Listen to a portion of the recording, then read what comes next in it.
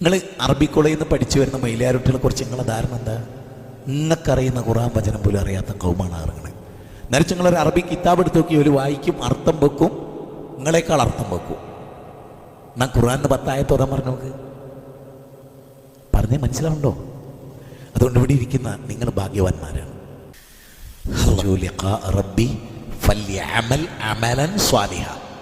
ആരെങ്കിലും അള്ളാഹുവിനെ കണ്ടുമുട്ടണം എന്ന് ആഗ്രഹിക്കുന്നുണ്ടെങ്കിൽ സത്കർമ്മങ്ങൾ ചെയ്യുകയും അവനിൽ ഒന്നിനെയും നോക്കൂ, സത്കർമ്മം ചെയ്തിട്ട് കാര്യമില്ല.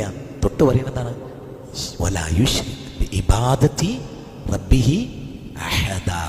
കേട്ടോ, അള്ളാഹിൽ ഒന്നിനെയും പങ്കു ചേർക്കാത്തവരായിട്ട് പടച്ചവനെ കണ്ടുമുട്ടാനും അമല് ചെയ്യാനും നാം ശ്രമിക്കുക.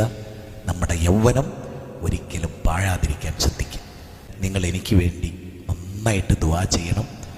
ഷുഗറിൻ്റെ ഏറ്റവും ടോപ്പിൽ 12.2 നിന്ന് ഇൻസുലിൻ കയറ്റി തളർന്നു, കാലൊക്കെ നീർക്കെട്ടെടുത്ത് കഴിഞ്ഞു. അതുകൊണ്ട് നിങ്ങൾ നന്നായിട്ട് ദുആ ചെയ്യുക.